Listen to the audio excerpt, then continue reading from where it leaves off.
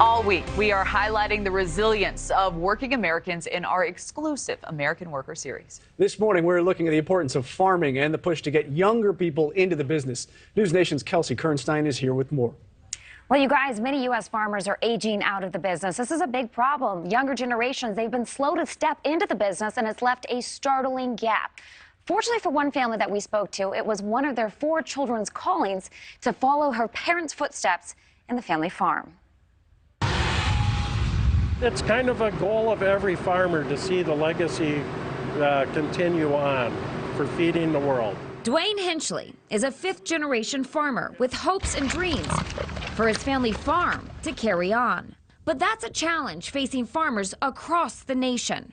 According to the USDA, the average age of a U.S. farmer is nearly 60. And as they look to the next generation to take on the job, the future remains uncertain. Although the number of young farmers went up by 2% between 2012 and 2017, that number pales in comparison to farmers 65 or older, which rose by 11%. Now supporting this next generation is the driving force behind the National Young Farmers Coalition. We just don't want our young farmers to be martyrs, right? And to sort of be sacrificing themselves on the altar of progress. We want to make sure that there is support there. Parents Dwayne and Tina have dedicated 60 years of their lives to dairy farming at their family farm in Cambridge, Wisconsin. But with retirement looming, only one of their 4 children has decided it's her responsibility to carry on the family business. Farm comes first, family alongside the farm, but the farm's the foundation that builds your family. Anna is 24 and a graduate from the University of Wisconsin-Madison with a degree in dairy science.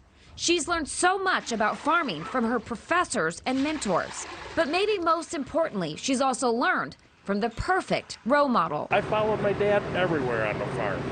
I was his little tag-along guy, and she's my little tag-along gal. Taking the steps to teach me how to do dairy aspects of the farming, the crop farming, the physical work, but then there's also the financial stuff, and there's just so much.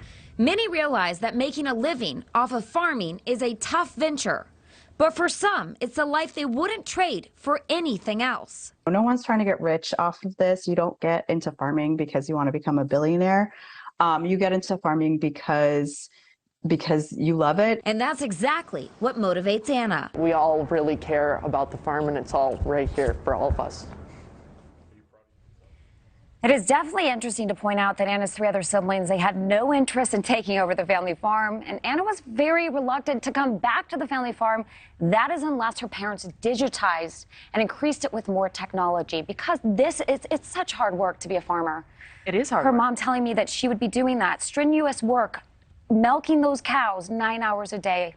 Wow. Yeah, I mean, the farmer's work absolutely never ends. Yes. And for folks that are like looking at easier ways to make money, there are many easier ways to make a living than farming. Yep. But for and that farmers, is our a lot generation, of time, and that is the problem. But for a lot of times, farming, it's a calling, it's a family thing, and that's where we're going to go next. We have an interview with Katie Knapp. She's a commercial and editorial agricultural photographer. She's also a contributing editor for The Furrow magazine. Katie, thank you for joining us. Good morning. Katie, you grew up in a farm in central Illinois. You're a journalist now. I'm guessing that the farming bug skipped a generation, or do you have a sibling that's now farming?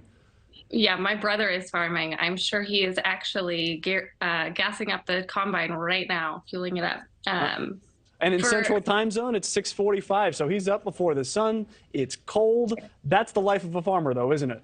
Yes, yes. So what is it about farming, though, that is being lost on the current or the younger generation? I don't necessarily think that's it. It's not that it's being lost. It's that there are lots of other opportunities. And quite frankly, our generation is not as big as our parents' generation. The baby boomers we've known all along were a boom, right? The number of people who turned 65 in this decade and the last decade is astronomical compared to the number of people who've turned 65 with the generations before. And in the Gen X, the millennial, the Gen Z coming up, there's just not as many of us. But that's not going to be a problem for putting food on the table. The American farmer gets it done, as we've said. They work and keep working. But farming has changed a lot, right? I mean, your brother's not farming the same way that your parents did. Correct. Your reporter's comment about technology that the young dairy farmer wants is exactly that. Most dairy farms, if they're going to continue and be competitive and bring that next generation in, are probably going to install milking robots so that the cows can do that part on their own, and the farmer who's there can manage everything else, the herd health and everything about the environment of the farm. And that's true across crops and livestock. No matter what part of the country, technology is going to be how we get more done with less. We've talked a lot about doing more with less inputs, but that's true on the labor side too. Well, okay, so you grew up on a farm in central Illinois. If you are here in Chicago or if you're in other big cities, you've never farmed, you've probably never even thought about farming. How does this changing in the generation and the methods of farming, how does that affect the consumer? So bring it home to the folks that are city dwellers that haven't thought about life on the farm. Well, hopefully they don't notice.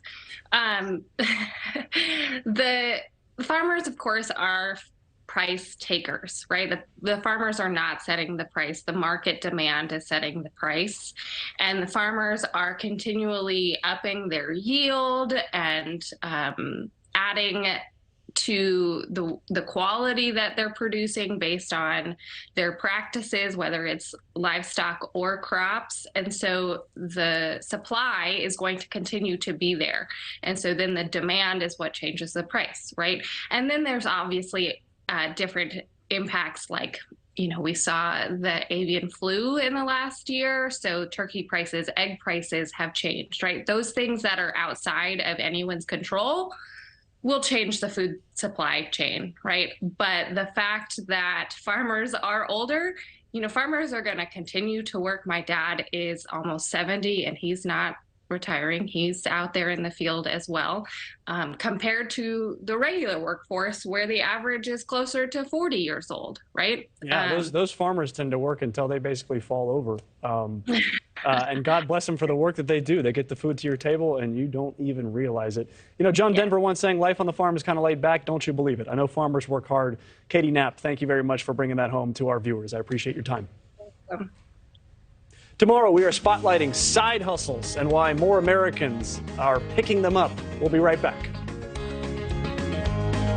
Thank you for watching. Go to newsnationnow.com to find NewsNation on your television provider. And don't forget to click the red subscribe button below to get more of NewsNation's fact-driven, unbiased coverage.